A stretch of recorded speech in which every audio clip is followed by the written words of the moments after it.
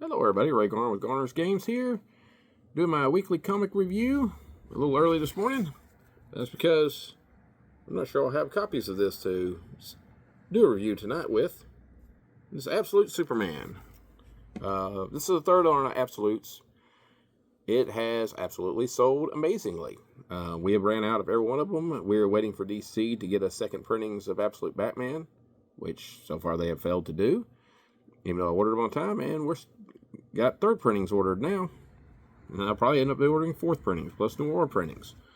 So, there are versions of the first two Absolutes will be coming out.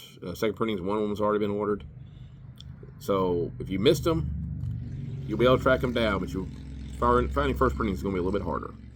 But this week, you can get first printings of this, and not to sound too much punny, I absolutely love this one. Superman is my favorite superhero overall. So, the story is brought to us by Jason Aaron and Rafa Sandoval is our art. And we start off years ago, 9 million light years from Earth, on Krypton. It is an overly industrialized world that has just mega cities everywhere, to borrow from Judge Dredd a little bit. It's absolutely ruled by the cities, and they are ruled by the Science Council,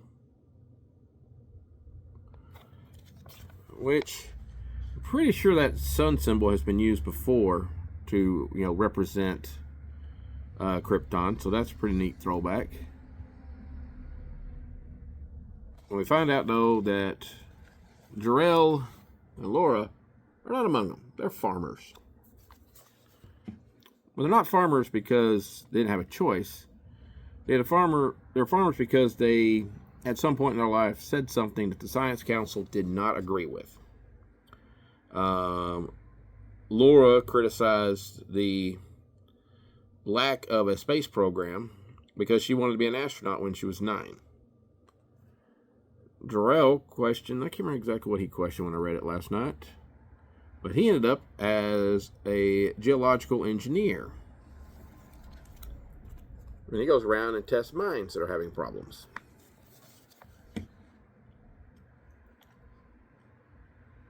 As he's doing this survey, we have a eruption from the ground of some sort of green acid gas,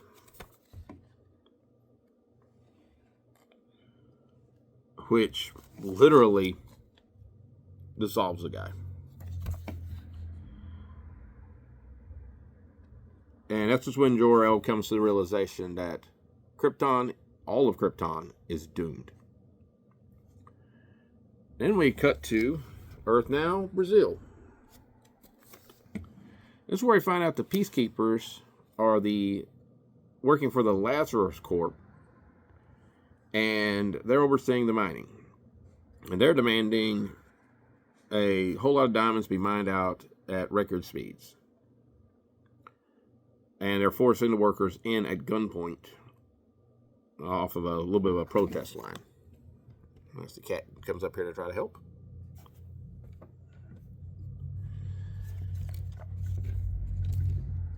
Anyway, they go in there to try to do the work in impossible time. They find, let me flip back the page here,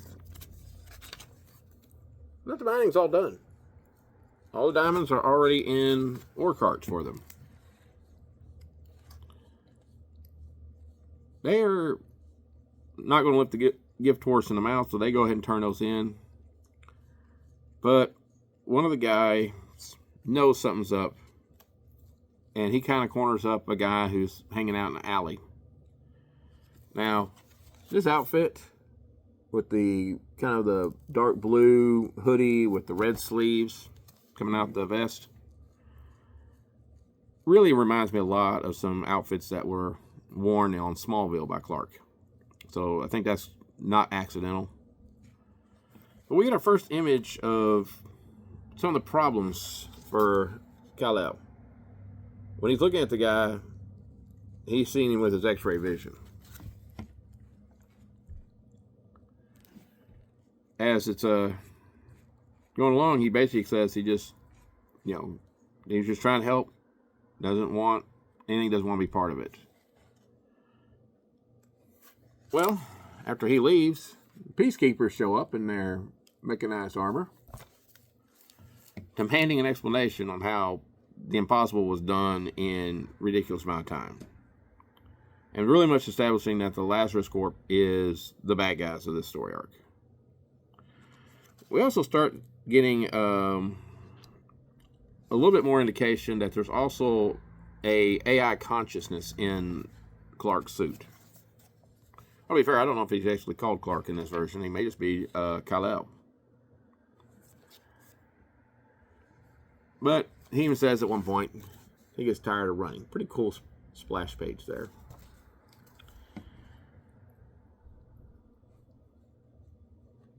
He basically is taking them out, trying to keep his powers under control because he's not sure that if he can even punch them without killing them. But he's bound to determine he's going to protect the miners. And he uses his super speed to move the miners out of the area. And then he is abruptly attacked by Lazarus military. And as he's being attacked, he starts using his heat vision. But as we find out, he can't control his powers. He's actually asking Soul to shut him down, which is the name of the AI. Because basically he burns down a couple of people.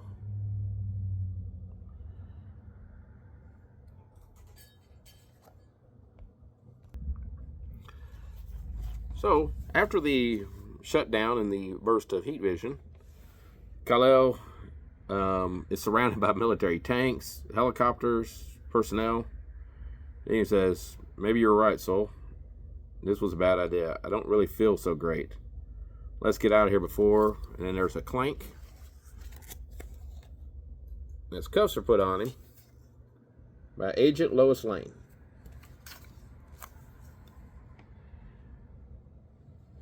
And she points out that she says, as she's got some sort of phaser type weapon, she points at it and says, "Move and I'll fry your face, Superman," with quotations around it. And that's not quite the end, because we go to the Nevada desert.